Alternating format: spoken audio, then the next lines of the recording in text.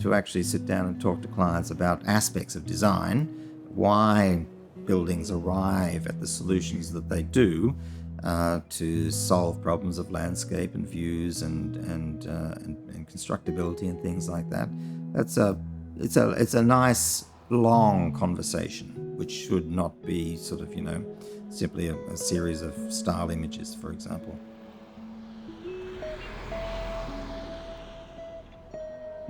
My name's Mike Vail. I'm a local architect designer. I've been down here for probably 20 odd years working in this area. This is the northern Illawarra. It's really sort of defined by being north of Bulli Pass generally, and it's south of the Royal National Park. It's a very special little pocket of land which is between the ocean and the escarpment, and it has its own microclimate in many respects. There's always an issue when you're designing around here in relation to the ocean, and very specifically, it's how you deal with the ocean. The ocean is, if you don't deal with the ocean in a house in a subtle way, you end up with the ocean being something which is quite threatening in terms of the spatially inside the house, because you've got booming waves, roaring storms, all those sorts of things. And so to me, it's always a challenge as to how to deal with the actual the ocean as a presence inside the structure. So it's a way of actually breaking that down to say how you frame the view and how you frame the spaces, using materials to comfort and to warm you, but also to give you a reprieve from the vastness of the outside, effectively. And then the other aspect is that while the ocean is the main presence for the site, there are other views which are pretty important in capturing, and that was going to be the escarpment and some of the distant coastal views to the north as well. It wasn't while it looks on plan a simple site, there's always complexities, and this was a complex one. The house needs to orient itself to the ocean. It's the principal view, it's the principal openness to the site. But the northern side of the house, with the neighbour quite close, we had to put in as much glass to get the winter sun in as we could. Also to protect ourselves from the summer sun with deep eaves.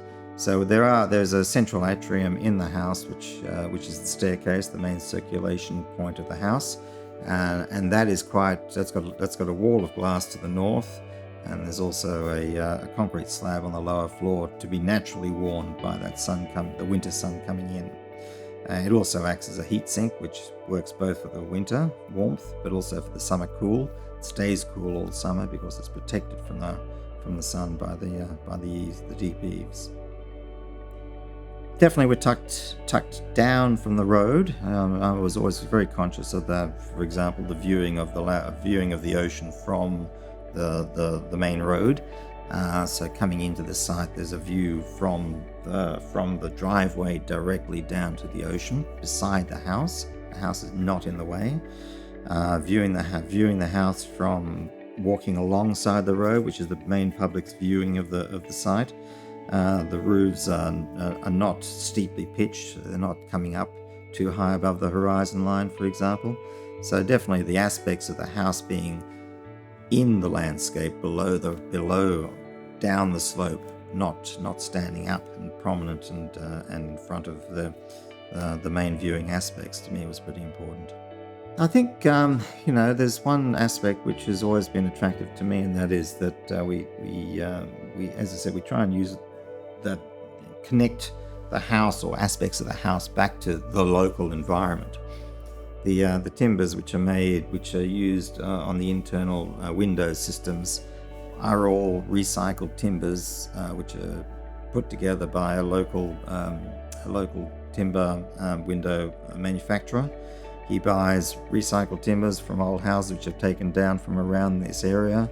All those old houses, especially the old cottages, were from timbers that were cut from trees on the escarpment above us. So there's, to me, that story of a continual link from the landscape to the materials back into the house is very important. I quite often, for example, use the blackbutt veneers, which are on the cabinetry in the house. Blackbutt is a very common tree on the escarpment, one of the massive trees that we have on the escarpments above us, so they're not necessarily directly the same trees, but they are the species. So again, I like to use the senses of connection between the living environment and the natural environment back into the house.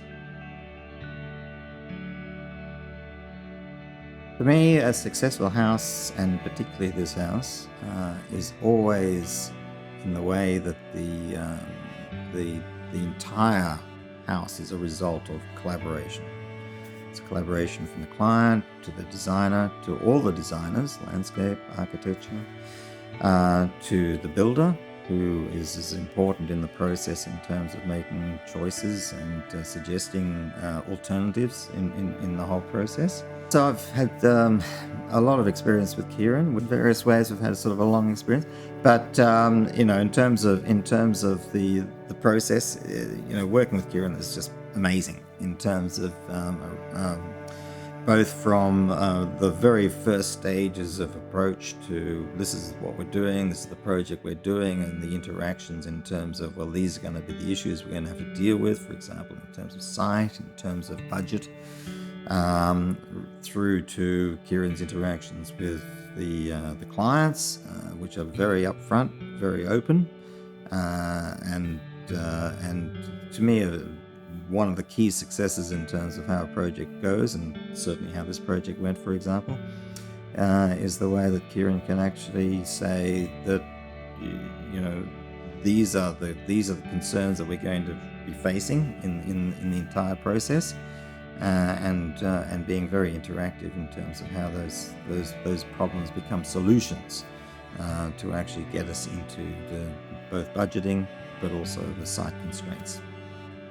So it's vital, it's absolutely vital in a successful project, the builder and the entire team blend in that way. A lot of these things you don't know right from the start, because they only become apparent when the design, the DA, the development application, gets sent out to the various parties that it impacts, and then the council gets back the responses. And the response from the main roads people was pretty explicit that virtually any construction that we were going to do in relation to the road being downhill from the road was that we had to effectively hold the hill together for them so the road would never move.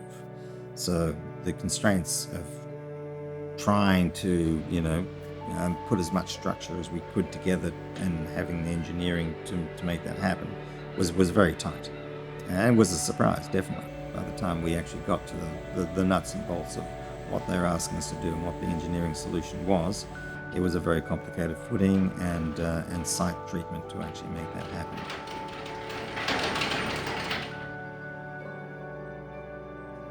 There's a Swedish term which is hygge, which is very hard to describe into the English, but it's the Scandinavian term is about how you wrap the body, how you protect the warmth of enclosing the body. It's clothes, it's things like that. So to me, a space should have hygge, and that comes through from materials, it comes through from light, it comes through from the way it can open, the way it can close, the adaptability of the space, the comfort of the space. To me, that's one of the more important things about design, that you can create a space that has hygge in it. Other things, maybe, for example, I've always been appreciative of Japanese design, Japanese ceramics, for example, the way that you can get an object which is so much an accident, almost. There's always going to be a design intent. But by the time, for example, you get a piece of Japanese ceramic out of the oven, you don't know what the final finish is going to look like and whether it's going to work. In any aspect of design, you've always got the surprise. how you actually come to the point of standing back and saying, well, how do all those aspects work? And to me, this is one of those houses where they do, because of the levels of comfort, the aspects of materiality, the way that all the design and constructability and construction issues have come together to actually make a pretty successful house for the clients. That's always the key thing.